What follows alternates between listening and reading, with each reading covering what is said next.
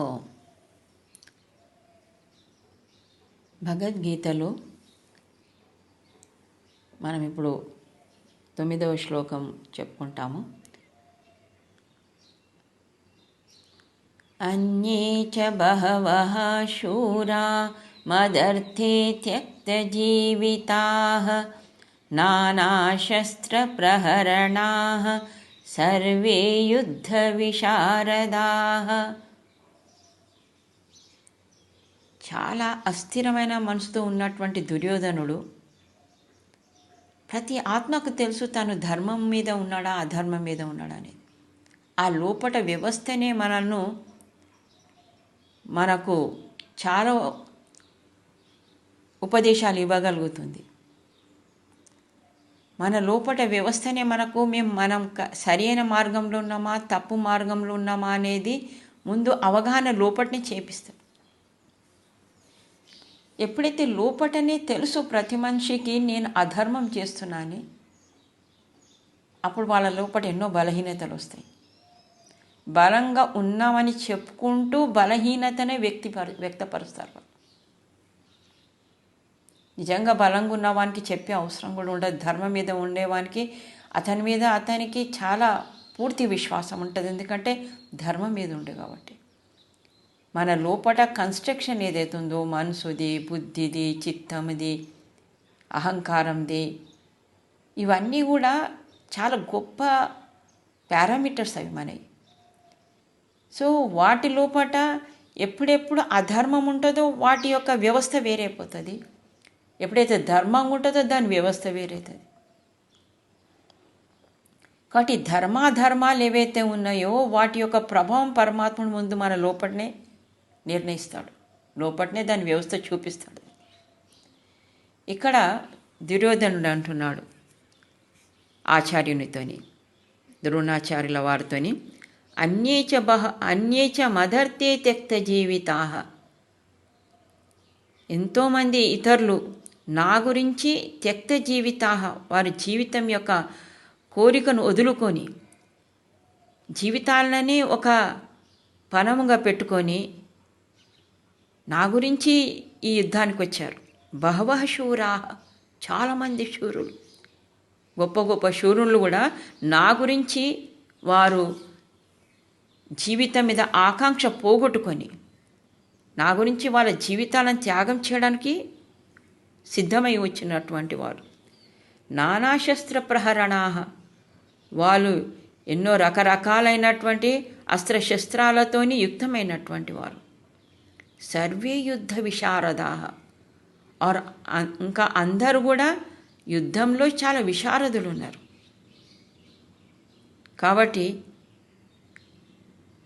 నా గురించి ఇంతమంది ముందుకొచ్చారు, వాళ్ళందరూ సామాన్యులేం కారు, అందరు యుద్ధ విశారదులు ఉన్నారు, ఇంకా అస్త్రశస్త్రాలతో పూర్తిగా ఉన్నారు. అంటే తన లోపల ఏదైతే మృత్యు భయం ఉందో, అవిద్య యొక్క అంతిమంది మృత్యు భయమే, అభినివేశం, అది అణుచుకోవడానికి ఎన్ని రకాలుగా ఆలోచిస్తున్నాడు దుర్యోధనుడు. నా గురించి ప్రాణాలను కూడా పణంగా పెట్టినటువంటి వాళ్ళు ఉన్నారు. వాళ్ళ దగ్గర ఏం సామాన్యులు కారు, అన్నీ చాలా గొప్ప వీరులు ఉన్నారు. కాబట్టి నాకేం హాని కాదు, నేనేం ఓడిపోను.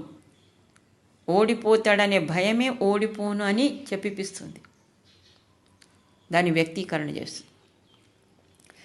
ఎప్పుడు రాజధర్మం కానీ రాజనీతి కానీ ఒక క్షత్రియునికి తన స్వార్థం గురించి తన వ్యక్తిగతం గురించి ఎప్పుడు యుద్ధం చేయొద్దు. తన వ్యక్తిగతం యొక్క ఈర్ష్య ద్వేషాల నుంచి ఎప్పుడు చేయొద్దు. అతడు ఎప్పుడు చేసినా ధర్మరక్షణ గురించి, లోక కళ్యాణం గురించి, దేశ రక్షణ గురించి, దేశ అభివృద్ధి గురించి, ఈ వీటి గురించి అతనికి యుద్ధం చేయడానికి ధర్మం ఉంది. తన ఒక్క స్వార్థం గురించి ఎంతోమంది లోకంలో ఉన్న వాళ్ళను సంహరింపచేయడము, లోకంలో ఎంతో అనర్థం చేయడం, ఎంతో హాని చేయడం, అంటే తన ఒక్క జీవితం గురించి, తన ఒక్కరి యొక్క స్వార్థం గురించి. అందుకే ఇక్కడ మదర్తే త్యక్త జీవితాః అంటున్నాడు దుర్యోధనుడు. రాజధర్మమును రాజనీతిని మర్చిపోయి నా గురించి అక్కడ ధర్మం అనే శబ్దం లేదు, లోక కళ్యాణం అనే శబ్దం లేదు, తన దేశము రాష్ట్రం గురించి అని కాదు, ప్రజల గురించి అని కాదు చెప్తున్నాడు. మదర్తే త్యక్త జీవిత, నా గురించి వీళ్ళందరూ తమ జీవితాలను త్యాగం చేయడానికి వచ్చారు. సో ఈ విధంగా దుర్యోధనుడు ఏదైతే నిర్ణయించుకున్నాడో అది ఎంత స్వార్థపూరితమైనటువంటిది అనేది తన నోటితోనే చెప్తున్నాడు ఆయన. అటు తర్వాత 10వ శ్లోకంలో అపర్యాప్తం తదస్మాకం బలం భీష్మాభిరక్షితం పర్యాప్తం త్విదమేతేషాం బలం భీమాభిరక్షితం. ఇక్కడ కూడా ఒక విచిత్రమైనటువంటి శ్లోకం ఇది కూడా. భీష్మాభిరక్షితం, భీష్ముని ద్వారా రక్షితమైనటువంటి అస్మాకం మన యొక్క తద్బలం అపర్యాప్తం, ఏదైతే మన సేన ఉందో బలం ఉందో అది అపర్యాప్తం ఉంది. అపర్యాప్తం యొక్క అర్థం నిజంగా నా పర్యాప్తం ఇది అపర్యాప్తం, ఏది పర్యాప్తం లేదో దానిని అపర్యాప్తం అంటాం.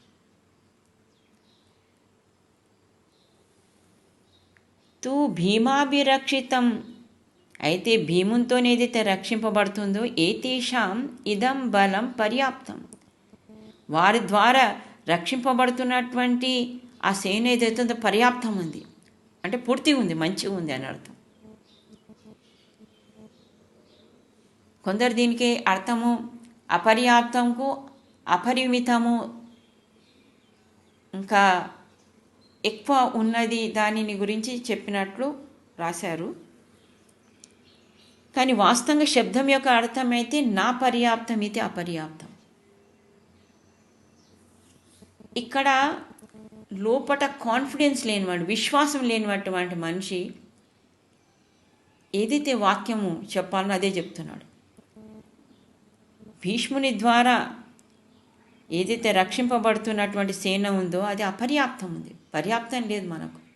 కానీ భీమునితో రక్షింపబడుతున్నటువంటి సేన మటుకు పర్యాప్తం ఉంది. అది ఒకవేళ ఈ అపర్యాప్తమును అపరిమితం అనుకుంటే ఒక అహంకారం, అది తనకు తాను సంతోష పెట్టుకోవడానికి చెప్పడం,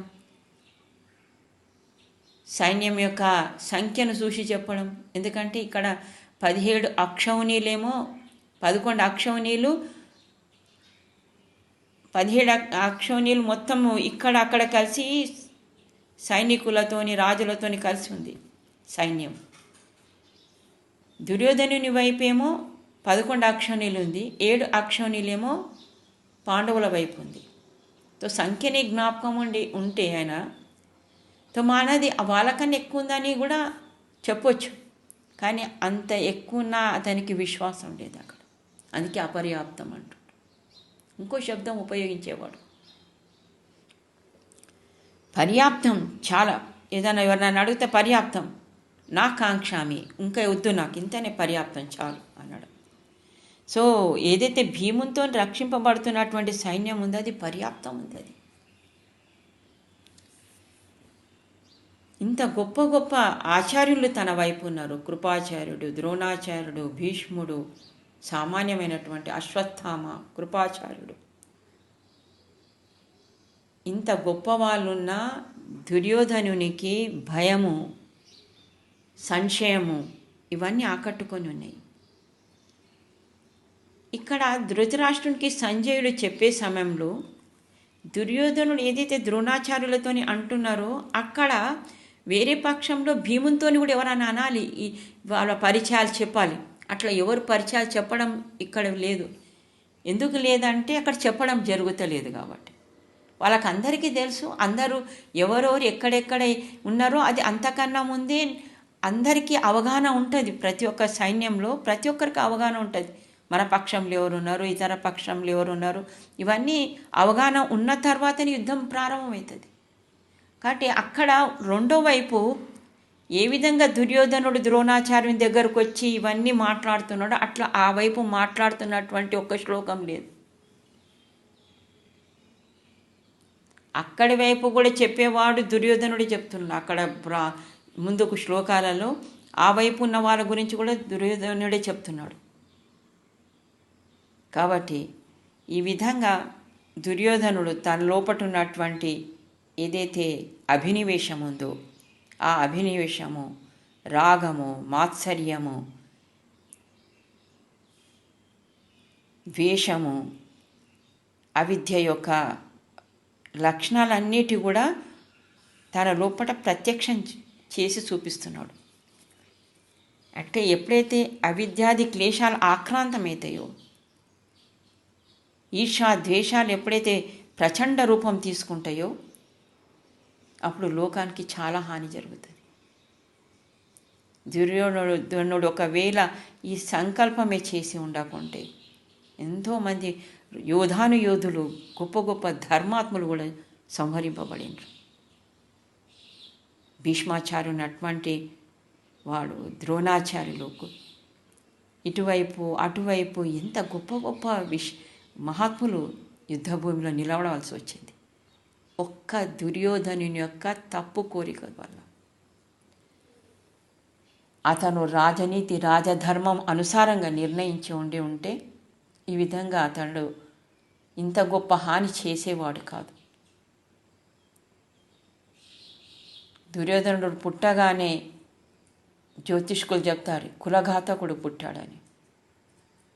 కులఘాతకముడే కాదు, భారతీయ పరంపర ఏదైతుందో ఈ యుద్ధంతో చాలా హాని జరిగింది. ఈరోజు వరకు కూడా దాని ప్రభావం ఉందనొచ్చు. విద్యా విజ్ఞానంతో ఉన్నటువంటి పరంపరను పోగొట్టిండు.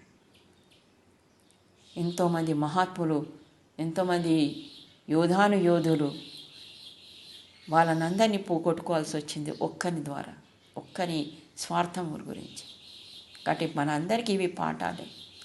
స్వార్థం ఎంత భయంకరమైన పని చేస్తుంది. సో ఈ విధంగా ఈరోజు భగవద్గీత ఈ యొక్క విషయంను మనము మన జీవితంలో తీసుకొని ఏ విధమైనటువంటి భావాలు మనకు ఉండాలి, ఏవి ఉండొద్దు అనేదానికి నిర్ణయించుకోవడానికి వ్యాసుడు చాలా గొప్ప స్వరూపం ఇచ్చాడు దీనికి.